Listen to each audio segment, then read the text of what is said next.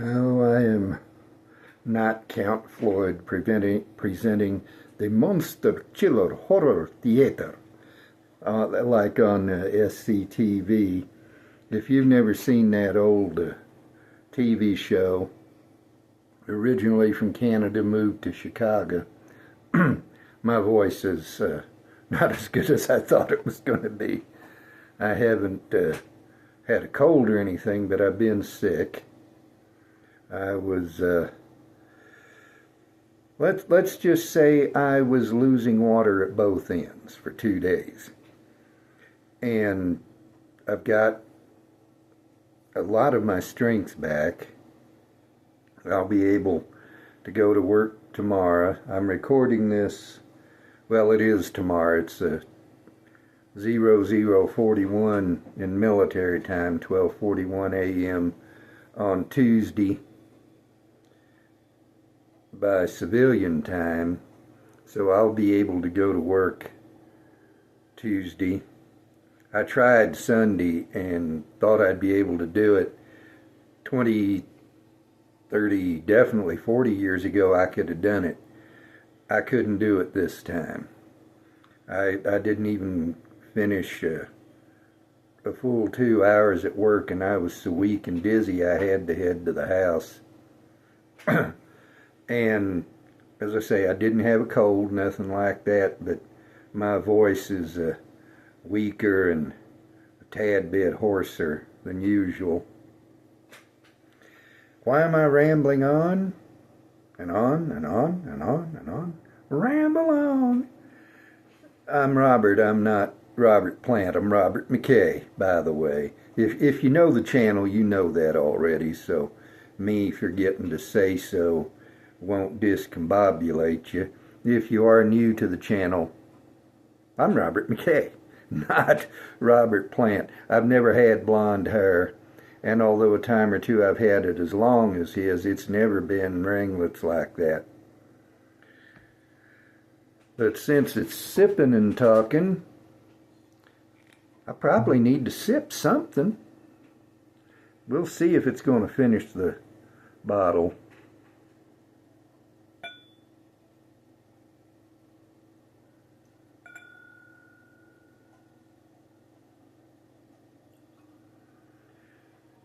It didn't.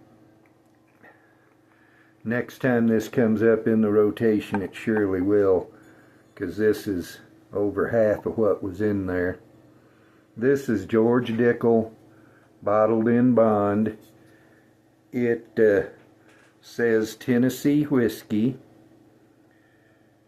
the mash bill, the Lincoln County process, the warehouse, the barrels, everything on this Tennessee whiskey is exactly the same as George Dickel bourbon.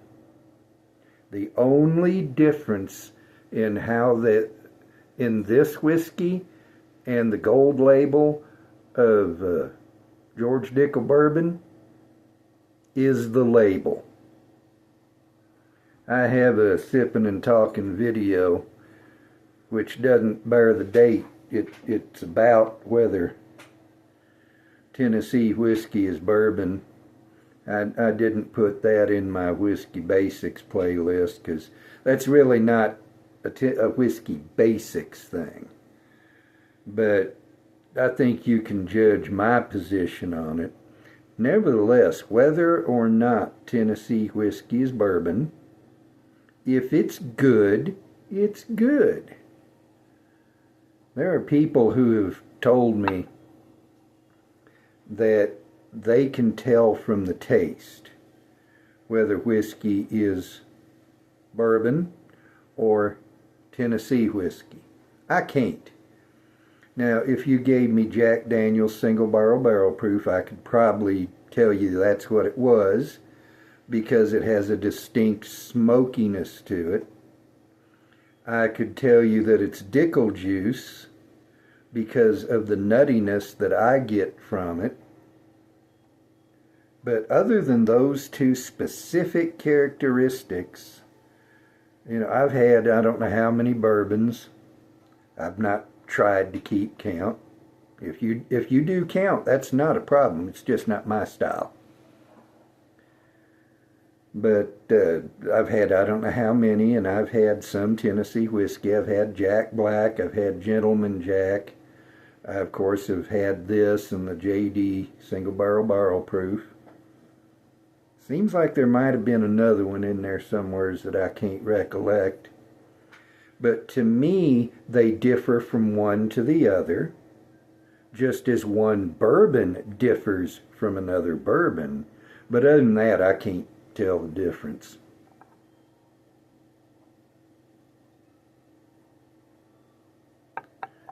Before I ramble on about anything else, I have not yet opened this. I picked it up at Albertsons today, and I'm going to move that aside so that you can get the full picture. Collins Street Bakery Fruitcake. It is, all my life it's been fashionable to sneer at fruitcake. All my life I have loved fruitcake, but I've never had anything from Collins Street Bakery, which is in Corsicana, Texas. And for the past, I don't know how many years, a number of years, I've made it a habit to get a fruitcake along about this time of year, just the one, and eat it. And I've been getting those rectangular things that are, I don't know, 10, 15 bucks probably by now.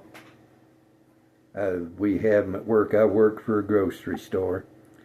But I was determined to get this year. 2 or 3 years ago, I saw that display at Albertsons and said, I want to go back and get one of those, and by the time I did, they were all gone. This was 26 and change, so 27 bucks. And if the picture's any indication, it's going to be good. It's bigger than I normally get, but then if it's better, and I've never had a bad fruitcake. You know, El Cheapo fruitcake, I still love it. I don't believe there's any such thing as bad fruitcake unless it's got moldy or some such.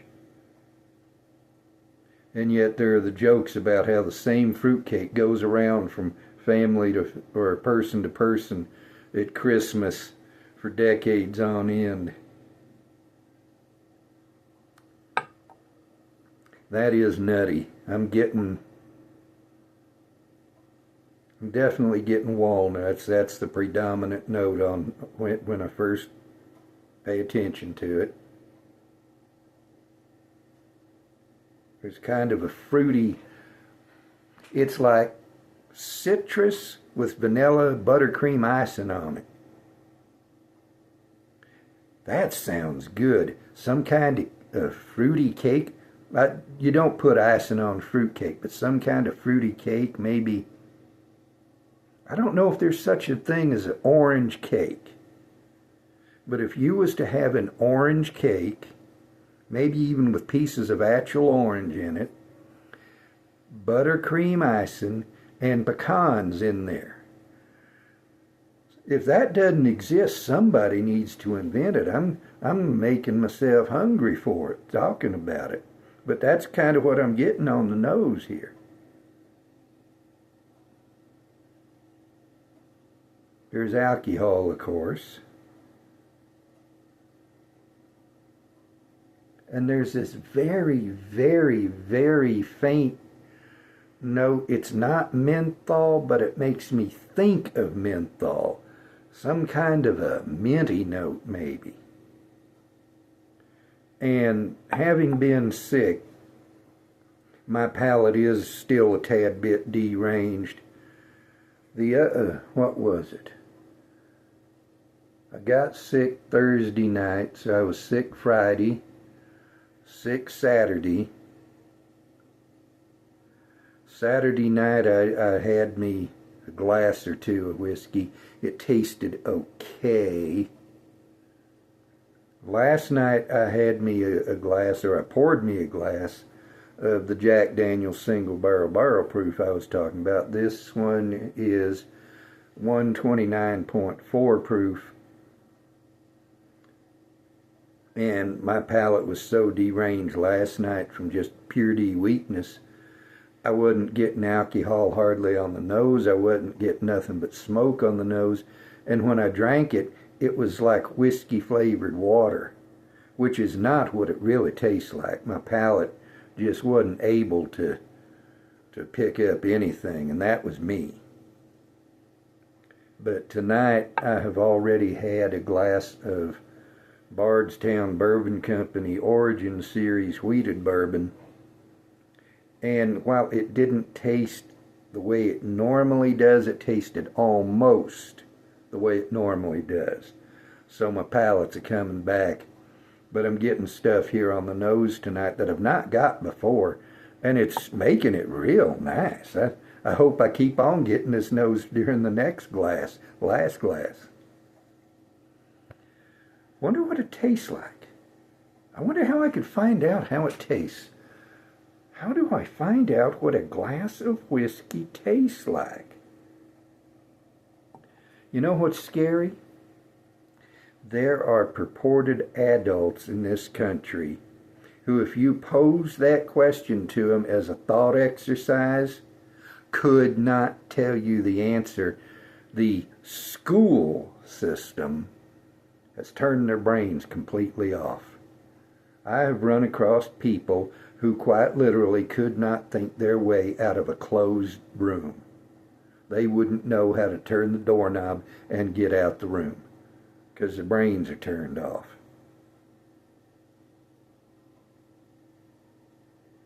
How do I? Maybe if I take a sip, would that do it? Oh, yeah.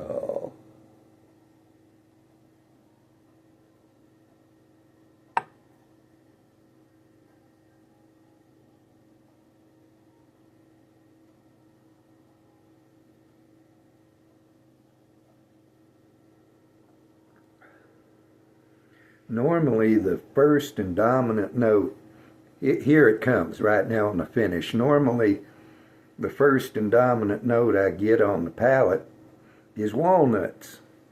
But I was getting that citrus that I got on the nose.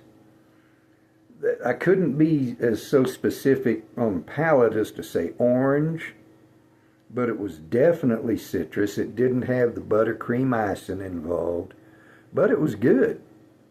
My palate isn't quite right yet, but my brain went completely blank right in the middle of the sentence. You could probably see it when my face went. I literally, in the middle of the sentence, forgot what I was talking about. Now, before you say Alzheimer's is a creeping up on that boy, you got to understand I've been this way 50 years at least.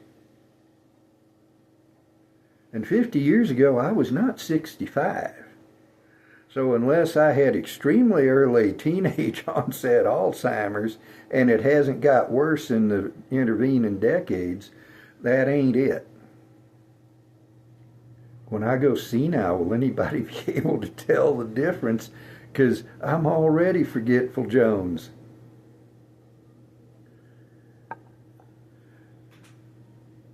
One thing that does scare me, getting old doesn't bother me at all. I don't like arthritis. I don't like taking longer to recover from sickness, that kind of thing. I don't like it. But being old in and of itself don't bother me none at all. I kind of like it. You know, it wasn't until I was in my 50s that I could really grow the kind of mustache I like. I think my hair looks better gray than the mousy brown it was for most of my life, and it's still brown up on top and just gray here. Whether that's because I always wear a hat, I don't know. But I don't want to go senile. I do not want to end my life as a vegetable.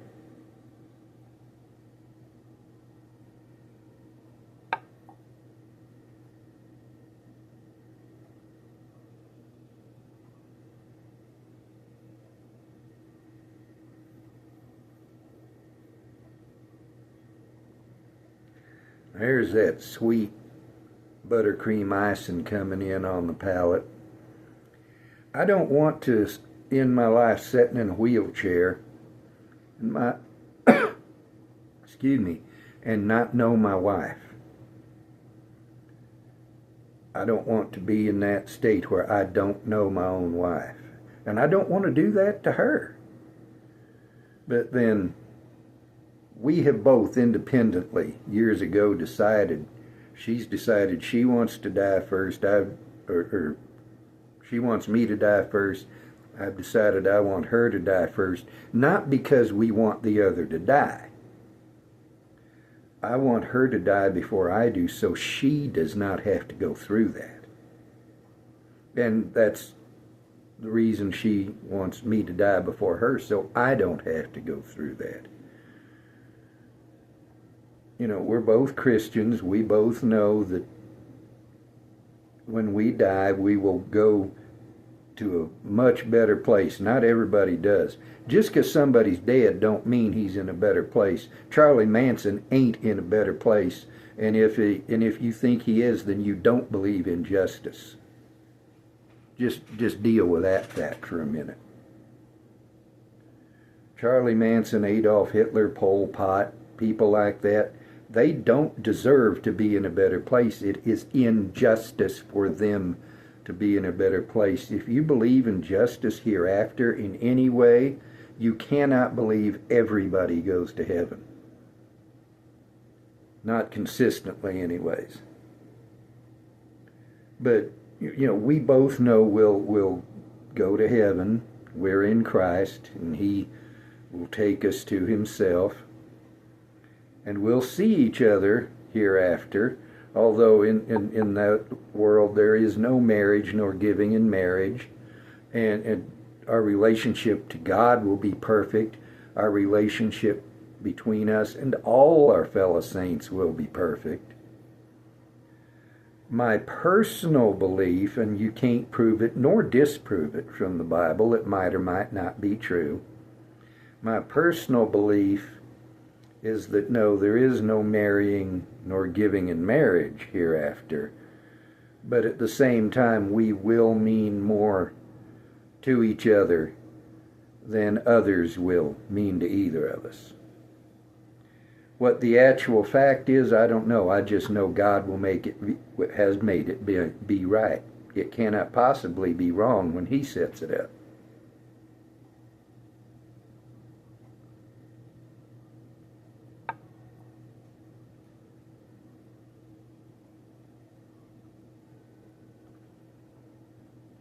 I'm still not getting the walnuts on the palate, but the instant I swallow, it's like walnuts blooming in my mouth.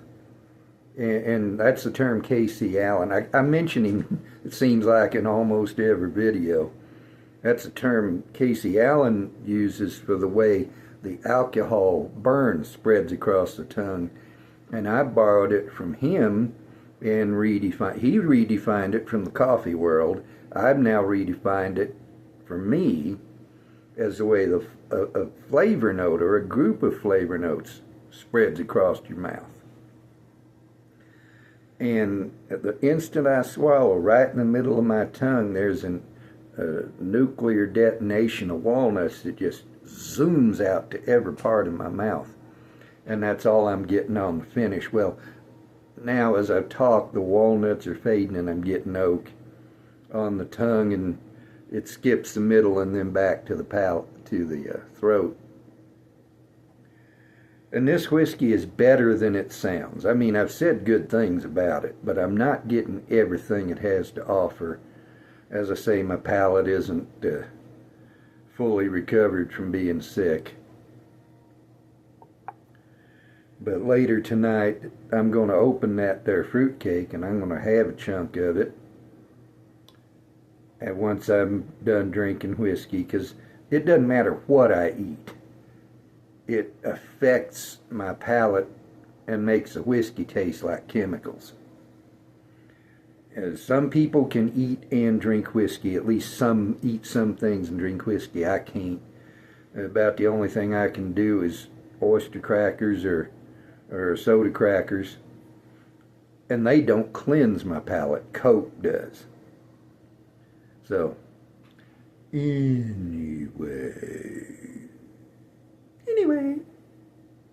Anyway, anyway. If there's a song like that, I don't know it. I ain't going to write it, and you're going to be glad I don't write it. In Owen Wister's novel, The Virginian, he talks about an entertainment, spontaneous entertainment that happens in Medicine Bow on his first night in Wyoming.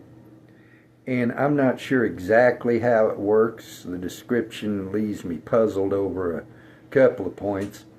But they bring out a barrel, an empty barrel, and a plank and some rosin, and they make this bellowing noise with that contraption.